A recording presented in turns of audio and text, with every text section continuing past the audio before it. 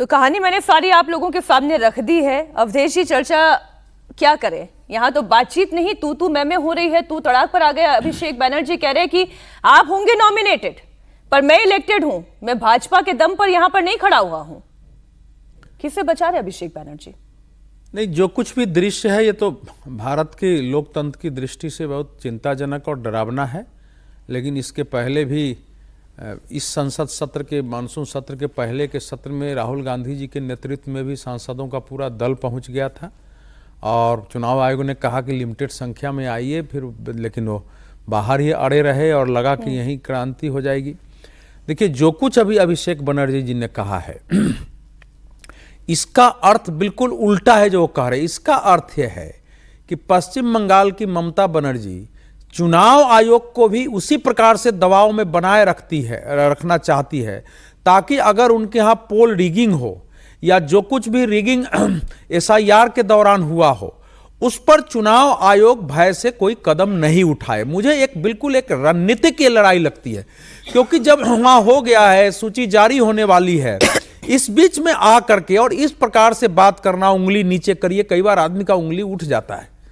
अब ऐसा तो हो नहीं सकता है कि चुनाव आयोग इनको उंगली दिखाने लगा होगा। जो लोग भी मिलने जाते हैं तो सब लेकिन वो चैलेंज तो वैसे कर रहे हैं विनोद जी की, मतलब हिम्मत है तो सारे फुटेज जो है जारी करके दिखाइए, सामने रखिए। तो वो नहीं करता है ना चुनाव आयोग। अब वहां न तो हम थे, ना अवधेश जी थे, ना आप थे। अब वहां उनके बीच में 2.5 घंटे क्या सिर्फ तू मैं हुई? 2.5 घंटे छोटा बातचीत तो हुई होगी। वही कह रहा हूँ ना, 2.5 घंटे का मतलब पहले बातचीत शुरू हुई होगी, बातचीत में कुछ बिंदु इन्होंने रखे होंगे, कुछ क्लैरिफिकेशन ज्ञानेश कुमार जी ने दिया होगा, उसके बाद किसी मुद्दे पे बात बिगड़ी होगी और उसमें तू मैं हुई होगी। तो खाली तू मैं हुई तो मैं नहीं मानता, क्योंकि अगर तू मैं होती 2.5 घंटे तू मैं नहीं चलती। तू मैं तो होती है, उसके बाद लोग निकल आते हैं गुस्से में। तो 2.5 घंटे का मतलब बातचीत तो हुई है।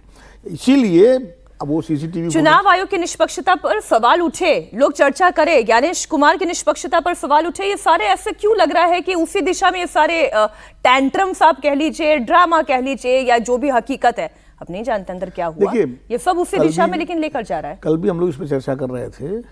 चुनाव आयोग पर असल में क्या होता है, जो विपक्षी पार्टियां होती हैं वो चुनाव आयोग को एक तरह से केंद्र सरकार का प्रतिनिधि मान लेती हैं, जो नहीं मानना चाहिए। जब TN शेषन बिहार में चुनाव करा रहे थे तो लालू यादव वर्सेस TN शेषन हो गया था पूरा चुनाव।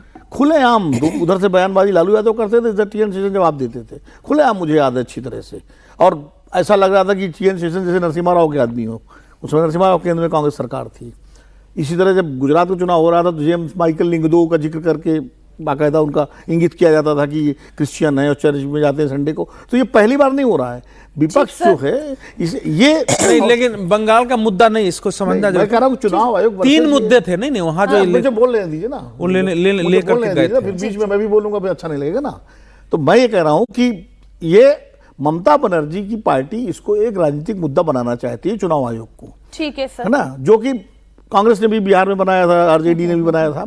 और वो कितना मुद्दा, वो इसीलिए वो सारी पोस्चरिंग उनकी जो है वो चुनाव आयोग को ये साबित करना चाहते हैं बंगाल की जनता के बीच में कि केंद्र सरकार की शर्त पे काम कर रहा है। ये उनका एक स्ट्रेटजी है, रणनीति है। मैं अवधेश जी आपके पास आऊं, सही नहीं मानना हूं। इसी में मैं बीजेपी के अलावा कांग्रेस का भी जोड़ देती हूं, क्योंकि बीजेपी ही केवल ममता बनर्जी पर आरोप नहीं लगा रही, ये कांग्रेस नेता अधीर रंजन चौधरी भी अभिषेक बनर्जी पर सवाल उठा रहे हैं।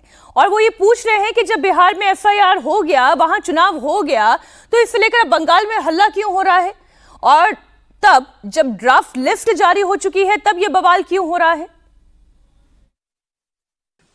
कांग्रेस और उनके साथ साथ जो जुड़े हुए पार्टियों ने बहुत पहले किया था, और हम लोग पहले ये बात बताई थी कि चुनाव आयोग ने जवाब नहीं देते हैं।